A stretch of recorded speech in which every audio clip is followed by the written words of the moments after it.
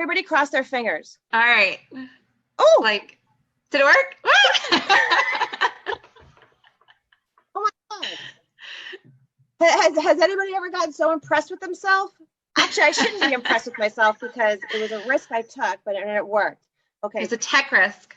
Thank you to the tech gods. Does anybody ever thank the tech gods when they try something like being observed? I feel like I'm being observed tonight. Yeah. Make sure that the Wi-Fi works. That's usually what I'm like doing this about. Yes. Okay. So we got Erin. We have friends with us tonight that are from everywhere. Oh yeah. Which tells me. Okay. I think we are full screen. And there is a little bit of a delay, but we're okay. So when I do my Facebook Lives, I always do them in my children's playroom, and that's actually where my workstation is. So behind me today, they were crazy, and they trashed the playroom a couple times. We had to clean it up. So about an hour before we went live tonight, I had to clean up everything again. So you'll see, let's see, everybody knows the famous horse in the background. Yeah. The telescope that I think I use more than anybody. That's where they hang coats, and you see all the lacrosse equipment there.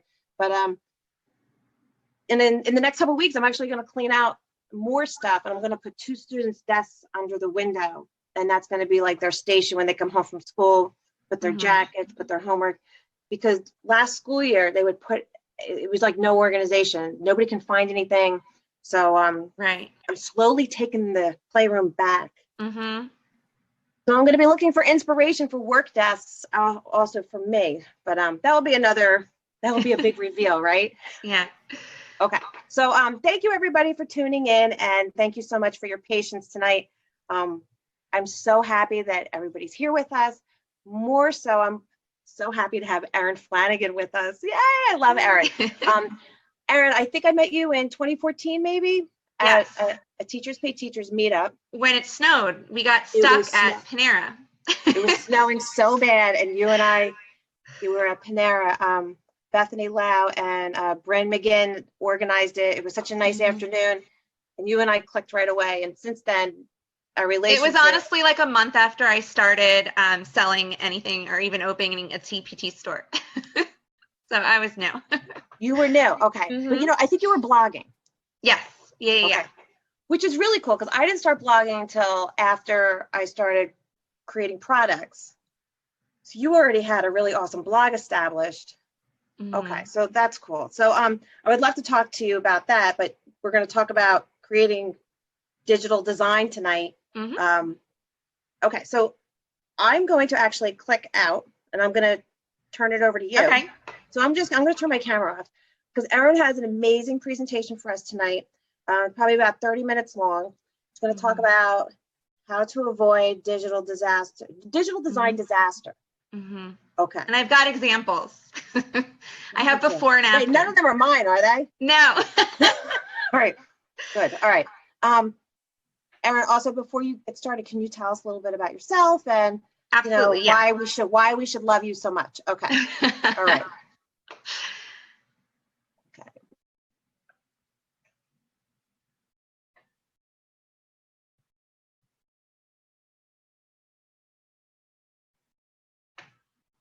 Okay, is it just me now? I think so. Hi, I'm Erin Flanagan. I actually recognize a lot of names watching, which is always nice that I have some familiar faces, I guess. I was a classroom teacher for 12 years. I taught 2nd and 3rd grade, and I then moved into this sort of technology facilitator role while teaching. And my position was supporting teachers in bringing technology into their classroom, integrating it directly into the classroom. And when I started that role, I started blogging, and that's what Danielle had mentioned. I did that for a couple years. I didn't even know anything really about the whole TPT world. I was living under a rock. But anyway, as far as the digital design piece that I'm going to tell you about, that probably started around the same time, because I did start making things for my students. And when I was making things for my students, I started to notice that they weren't very good.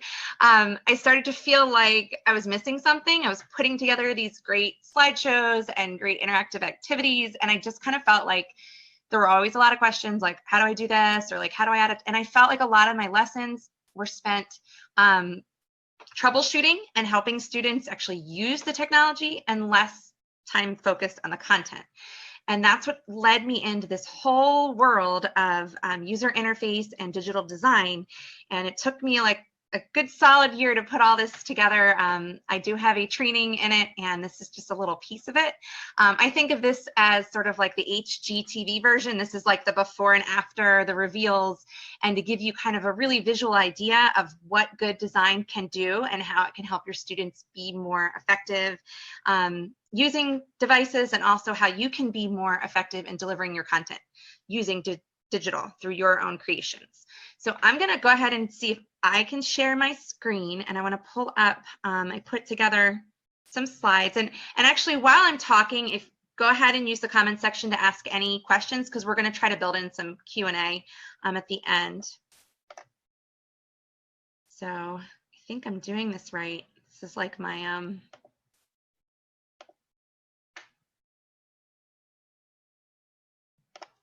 okay. Let's see, did I get it? Okay. All right, it looks like it's working, yay.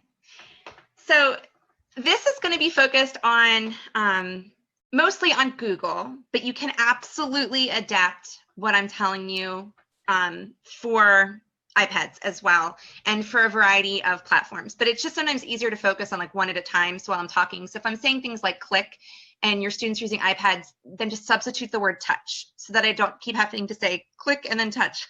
Just save us some time here. So this is me. My blog is ourintegration.com. I'm ourintegration all over social media. I'm pretty active on social media, so definitely find me over there if you haven't yet.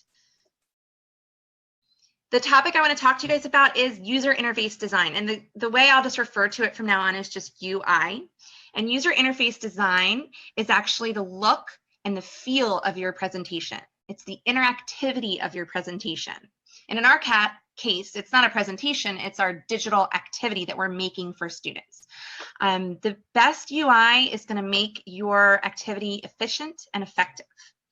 And the UI that you're using, for the most part, are going to be things that are already built in there for you. So since you're using maybe Google Slides, you're going to be using a lot of the elements that Google's already provided for you. You know, they already have that whole ribbon of adding text boxes, where to click.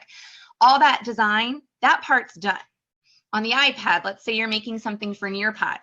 All of that part's done. What are the students actually going to be clicking to load in the Nearpod? How are they signing in? That you don't have any control over the UI, but you do have control over the design of the actual slide or the template that your students are going to be interacting with.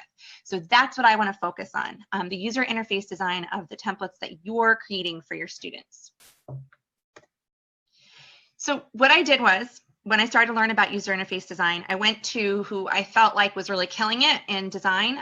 Apple, obviously, Microsoft, and Google is where I looked. And they have all these guidelines written out for app developers and for people that are making websites and people that are making programs right on their sites. So they're giving all these tips for free about how to make better designed and better efficient and effective games and apps and websites. The only issue is they're kind of written for developers. They're not necessarily written for teachers. So I read through everything, and I went and I pulled out what I thought was most important for teachers. And I came up with these 3 areas that I'm going to tell you about today. Spacing, and that's how everything is spaced out on your workspace for students. Style, that's colors, fonts, textures, clip art, which we all love, and other design choices that you're making. And commands, and that's how the task is communicated to the user. So how are you commanding students to do whatever it is they're supposed to do on your particular digital activity? So spacing, the big idea with spacing is you want to consider what they call your hit targets. That's official lingo. It means where are students clicking, where are they touching? You need to be thinking about that when you're designing. So a good example would be to make sure that things are spaced far enough apart for little fingers if you're using a touch screen, or far enough apart so that students can easily navigate to whatever it is they're supposed to click and move, whether it's a movable piece or a text box to click into, so they can find it and click on it. If you have things that are overlapping, that can be really tricky. I also think about the age of students. If you've ever seen a kindergartner use a mouse, you're going to want to have more spacing if that's what's available, or if you use a trackpad versus using an iPad. So spacing, you're considering always your hit targets. The other thing about spacing is providing negative space. That means you want to make sure that it's really obvious when they look at your activity that they know where they're supposed to be putting things. Where are they supposed to type? Where are they supposed to be inserting an image? So that should be right away when they look at the template or the activity or the digital creation, they should know where things are going. And that's how you can use spacing. Then I have the idea of divide and conquer. And the big idea for that is that you want to break tasks up. You do not want to have more than one task on a slide if you're using Google Slides, or more than one task on a slide if you're using Nearpod, more than one task on a template if you're using Piccollage. You want to break things up. The idea of digital is, one of the big ideas of digital is simplicity. So the more simplistic the task is, the more effective your students are going to be at doing it. So you don't want to have everything crowded on the screen, overlapping and difficult to see and move around. Break it up.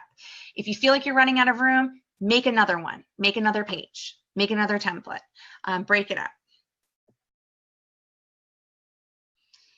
Then layout kind of ties into spacing and division, but the basic idea of layout is that simplicity is achieved by selecting the right feature set and presenting those features in the right way.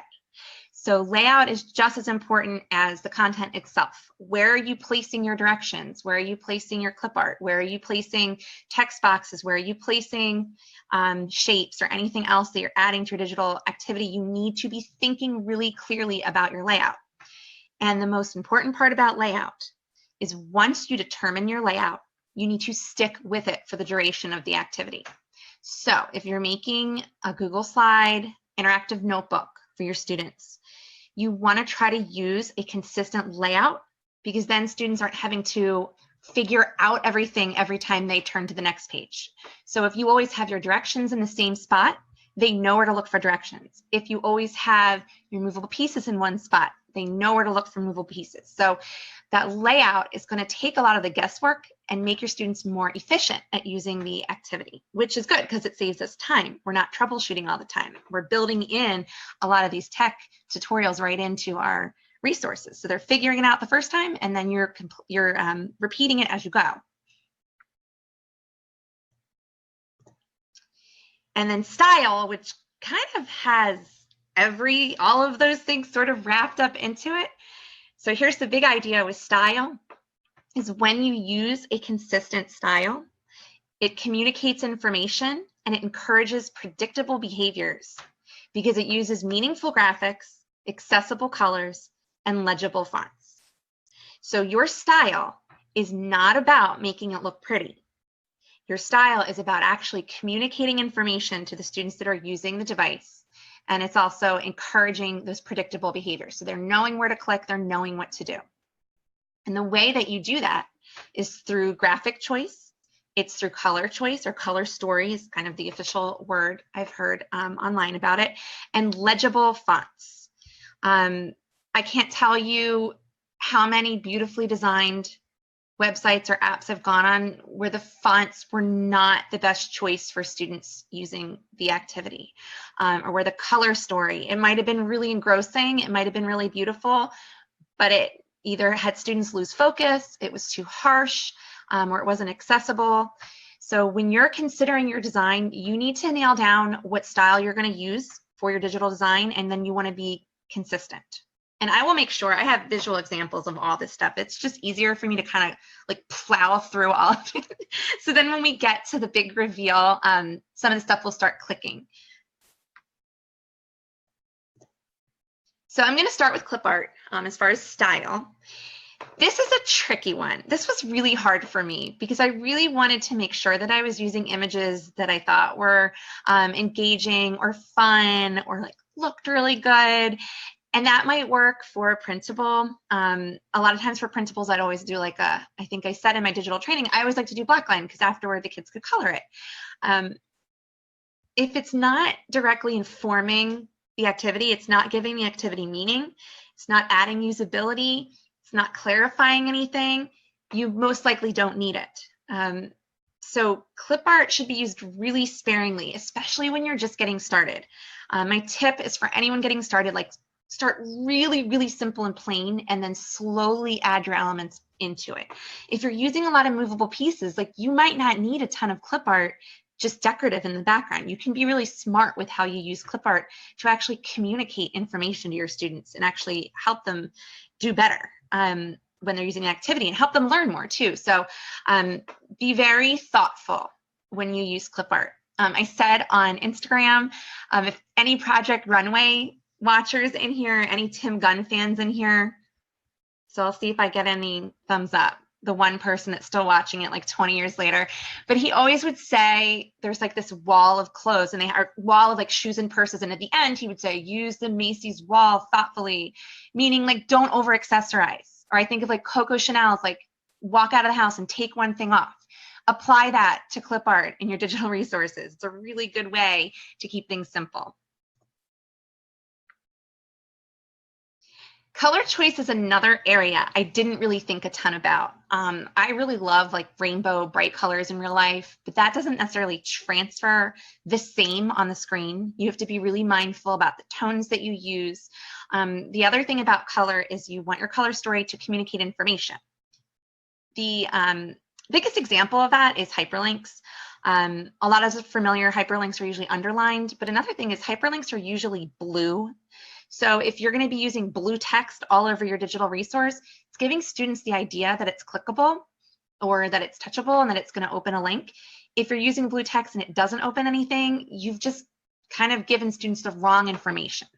You know, because we want students to also be learning how to use technology when they're doing our digital. It's kind of like this hidden curriculum that's built into digital resources. So if we're not going to be consistent, we're going to use blue text and it's not going to be hyperlink, we just kind of taught them the wrong thing. The other thing is accessibility on screens. There's a lot of research out there about brightness and color choice and eyes on screens. And you might have students that are colorblind, for example. You might have students that have accessibility needs. So you do want to be very thoughtful about the colors that you choose online.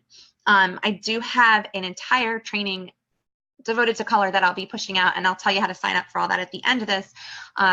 That's goes into a lot more about color because there's just so much information out there about it. Commands is our last kind of guideline or area that we're going to look at before we just start pulling apart all of these examples that I have for you. The commands are what this slide is telling students to do. It's telling them what they should do with the actual device or the mouse or the keyboard to accomplish the task. It is not telling them what to do to accomplish the task itself.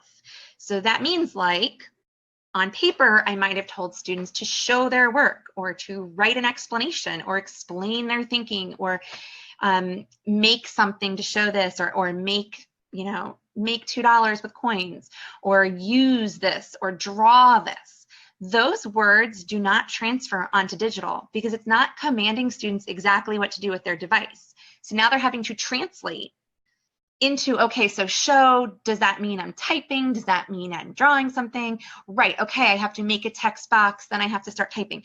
So take that extra step of translation out of it and just be really direct when you're giving commands in your digital. Tell students click, type, drag, copy, paste, insert. Be direct. Again, you want it to be efficient. If you're telling them click the text box and type your response is a lot more efficient than write what you think about this passage when it comes to digital. So that's how commands need to be addressed on digital. All right, so now for the fun part. I was trying to go back to my days where I'd watch like Trading Spaces, and they'd always have like the before and after. I used to love that show after school. So I'm trying to do the same thing here. All of these examples, by the way, I mocked up. So these are all things I made. A lot of the things I just used Google Slides to make. So I was just kind of putting up an example. And don't feel bad if you're looking at this and you're like, oh my gosh, like I have a digital activity that we're doing tomorrow and it has these things in it. This is to inform you from now on. And it doesn't mean that, like, you know what, a lot of students were able to figure out my ones that were not designed optimally for digital too. So it's just to keep in mind the changes that you can make, making small changes at first until it kind of becomes second nature. And this is not meant to call anybody out or to make anybody feel bad. So here's my first what not to do example. So I have an activity here where they're going to use letters to write words with a short A pattern, and then I have a list of numbers and then a bunch of tiles. So on paper, this might have been like a cut and paste activity, or you know, maybe where they were writing with their pencil on the paper and they had the tiles and they were making them to the side. Now on digital, it's not clear what this is doing. So students right away are going to be confused by a couple things. The word, use the letters to write. I can't write with those letters. I can write with keyboard, I can type with the keyboard. The other thing is that letters themselves, I can't tell, are they movable or not? Are they part of the background? They're way too big for those spaces, 1, 2, 3, 4, 5. So if I am dragging them, I'm not gonna have enough room. So I don't even really know where to put them. And then finally, it's the color story is really bright and harsh on my eyes. The pencil's also kind of throwing me off because honestly, I'm on a computer, like what pencil? Like let's get with the times. So this is an example of where maybe you took an activity that was great on paper and you just popped it into a slide and hoped for the best, and it's not going to work. There's going to be confusion. You're going to get somebody with their hand up right away, like, do I move these tiles? Or they're going to waste time clicking things, and we don't want that to happen. So here is the improvement. So already I changed the command. It says drag letters. Right away, you can see I put a little icon to show that those letters are clickable. They're kind of set apart. I added plenty of space. And then you can see I actually created almost like a negative space area with the outlined boxes that shows them like this is where your tile goes. And it's sized a little bit bigger than the tile. That's a great way to kind of clue people in that something goes in here. And then finally, I didn't want to take away from the clip art. So I put a little piece of clip art. And actually this clip art is informing the activity because the directions tell us to drag letters and there's a short A. And there's a cat, so maybe that'll help some students figure out what the word is. The other thing I did is a subtle thing, but I differentiated my draggable or clickable elements from my static elements. So the A is a darker color, it's not going to move, and the tiles at the bottom are spread out, they're a little larger, and they're one color. So you can also differentiate with color as well. So this was made right on Google Slides. So I didn't really do anything fancy. The tiles actually are digital pieces that are in my store, but everything else is just available right on Google Slides. So I just kept it simple. All right, here's our second example. And I only have 3 examples, so we'll definitely come in right on time here. Here's our second what not to do example. This is pretty similar to the first one, but there's something really glaring. It says, what are 5 facts from chapter 3? Now here I added a text box and I have 5 spaces. My command isn't great. What are 5? It should say type 5 facts. But right away, do you see how 5 facts is blue and it's underlined? Like everyone's going to click on that and be really confused. And then there's this random box in the corner that says facts and opinions. Now you wouldn't know it from looking at this activity, but that's clickable and it opens up a whole reteaching video about facts and opinions that most students that are going to do this digital activity are not even going to click. So it's a waste of space and it was a waste of time. And it's kind of a shame that they'd missed out on that. So the improvement, I mostly changed it up just with color. And I did use one piece of clip art, the little post-it. But again, I changed my command, type 5 facts from chapter 3. I wrote the words click to type right above the text boxes just so that it's super obvious, again, that like this is what you do. Like you don't want students to guess. This is what you do. Click here and type. I made each text box a slightly different color. And I set up ahead of time each text box with the font the way I wanted it and the spacing the way I wanted it so that it would end up spacing correctly for that space. So that's something to think about too, using those justification controls on Google. And then if you see the big one at the bottom is I made sure my hyperlink to the video is super obvious. And now no one's going to miss. Everybody's going to want to watch the review video now. Another more subtle thing is if you see where I wrote, remember a fact is a statement that can be proven true, measured, and or observed on the Post-it, kind of like a little like hint or a little mini tutorial. Moving forward, if this were my real activity, every time I put that little Post-it in, I'd make sure to have that be a tip. And that'll really help students. They'll see a Post-it, they'll know, oh, okay, this is going to help me, or this is a tip to help me, or this is a little like hint. So you can use Clipart to kind of inform that or to give that predictable element for students. You'll also see that the last couple examples I've used that mouse click icon. I think that using real icons is super important, and I talk about that on my blog because you want to build technology fluency. It's sort of the language of technology. You want to use realistic icons so that students are going to be seeing something and it's going to tell them to click. And my final example is probably the ugliest. The bright pink wall. And I love this color in real life, but it does not read well on the screen. And here, I feel like this font itself is not super screen friendly. When I spaced it out more, on the right side, it became a little more friendly. I used spacing to make it look better. But in general, when you're choosing fonts, you want to choose things that have more straight lines in them for digital screen. So that could be like a good rule of thumb. So here the direction was to use proofreading marks to indicate the mistakes. There are 5 mistakes. And then I tried my best. I have my marks over in a separate box. And they do look clickable. So I think, most people would feel like, oh, okay, like I think I can click these and move them around. The part that's going to throw everybody off, though, if I assign this digital activity, is the marks are sized way different than my actual passage.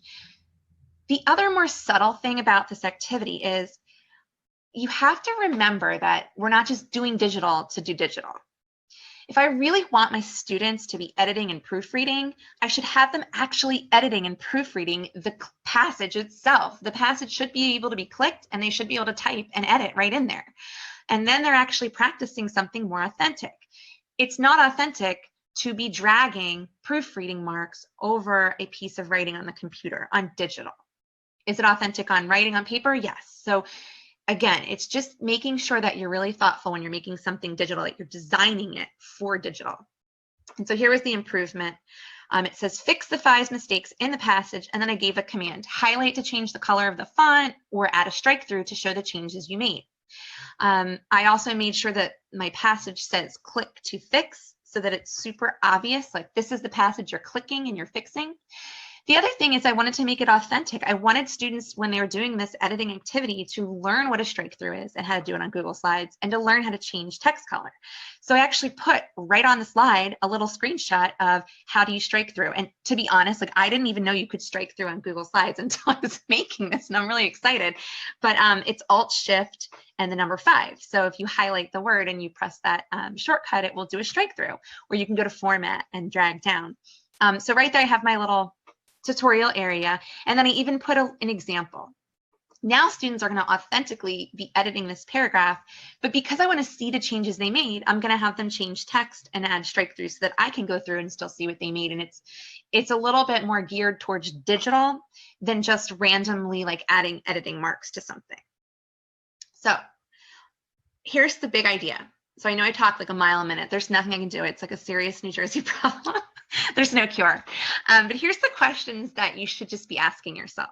There isn't any like exact right way to do this. Like Apple's going to tell you there's one way to do this, but there really isn't. The more I was reading about it, there's a lot of ways to get to the same effect. As long as you're asking these questions. How will students know a piece is clickable or can be dragged? So these are questions you're asking when you're creating. How will students know where a piece will be moved? So what are you going to do to make that really obvious? How will students know where to type? How can you make that really obvious? I always just write click to type, like why not?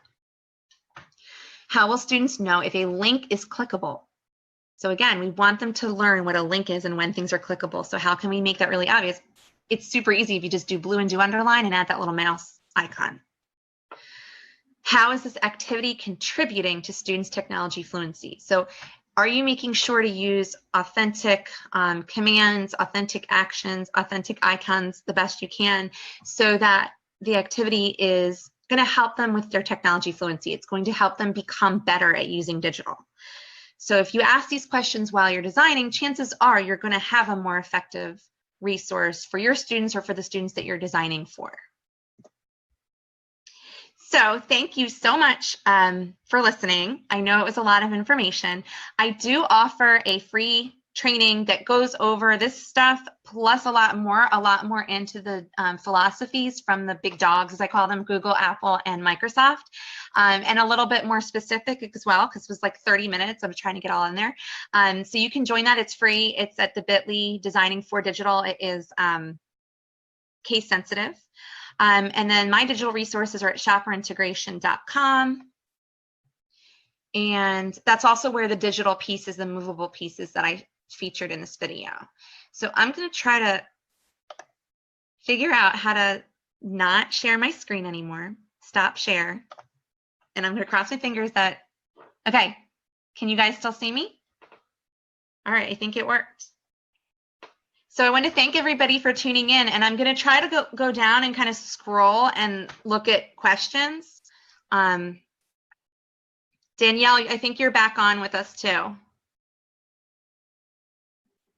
See, okay, yeah, I'm next to you, and it's funny because Okay. It's not funny, but you are full screen on my screen, which I love, by the way. You look great tonight. Thanks. So we have a couple minutes, and if anybody has any questions, feel free to post them under the video. Erin, that was awesome, by the way. Thank you. Can you I feel like I just talked really one more fast. time to everybody? No, that's okay. Hey, it's our Jersey. It is. I tried. Like, that's me slow. Okay. First, so everybody post your questions. The next thing was I wanted you to verbally say one more time where everyone can go to get more information. Oh, yes. Actually, let me go ahead and pull that back up. Okay. So I want to do my desktop. Okay, I'm just going to try to share it.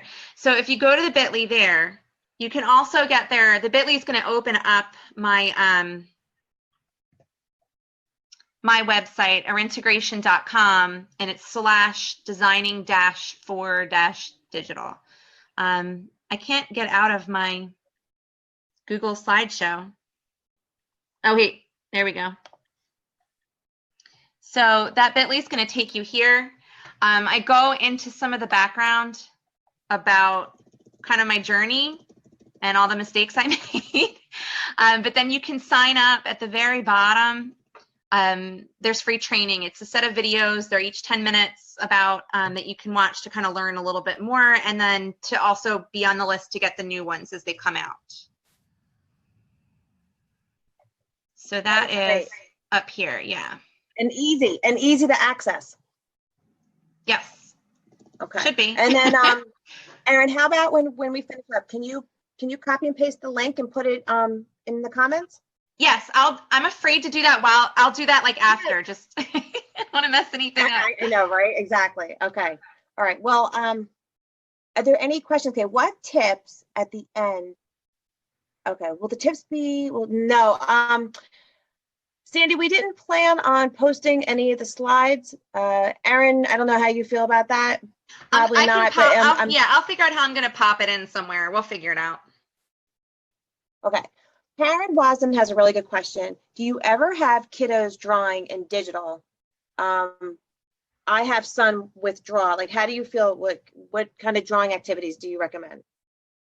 I do a lot of drawing activities. Well, now Collage, the app, if you have iPads, and it is coming to Chromebook. So if you have Chromebooks, like, stay tuned, it's coming.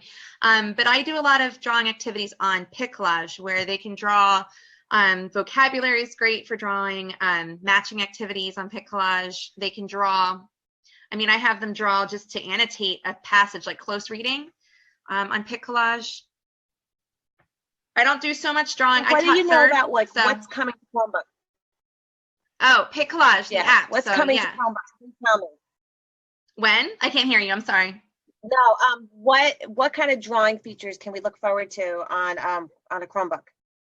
Okay, so when Collage, it will come as an extension to Chromebook, so you would be able to draw just like you can in the app. It would be like a clickable, so that unless your Chromebook is touch, you would be clicking within the app and you can draw on any image that they insert. So a template basically that you can put in there for them to draw. Oh, that's great. So I'm trying to look All right, and that's see. awesome. Okay. Margie says, can you talk about how Google Read and Write works with digital resources? My board expects that teachers will provide Google resources that students can use. Yeah. Let's see.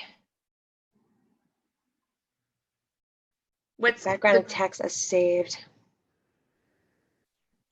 My the, board expects that teachers will provide Google resources that students can use this feature.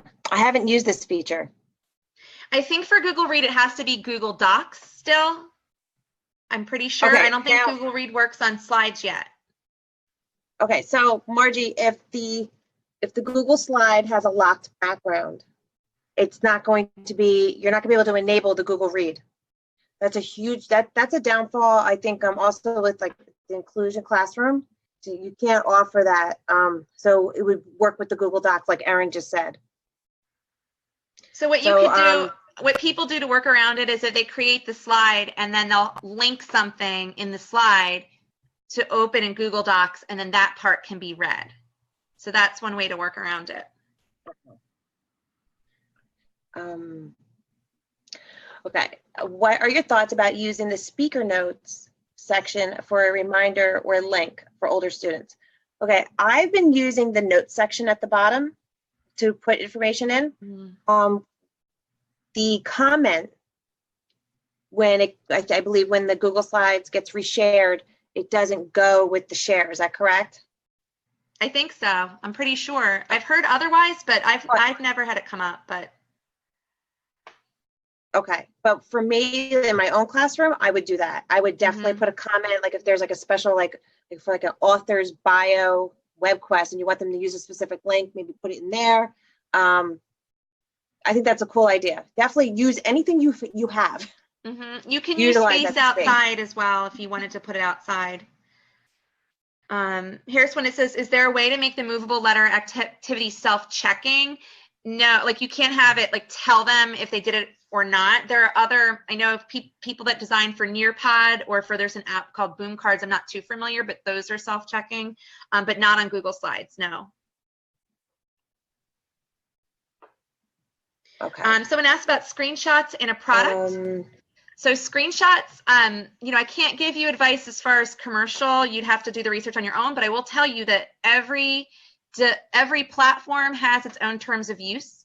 So if you're creating for Google or you're creating for Nearpod is one I've read, go on, read their terms of use, and then decide if it sounds like it's okay to use screenshots and how to use them. So they're pretty specific. So I would say if you want to use screenshots, because you're doing it commercially, it's going to be different. Obviously, if it's just in your own classroom, you can use screenshots.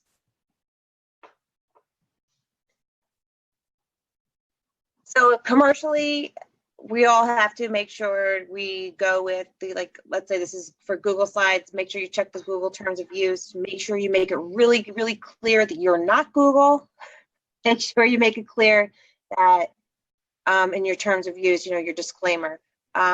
If you're in the Google group with me, and Erin and I can talk about it in there, terms of use more, but like she said, we're not lawyers, we can't provide legal advice.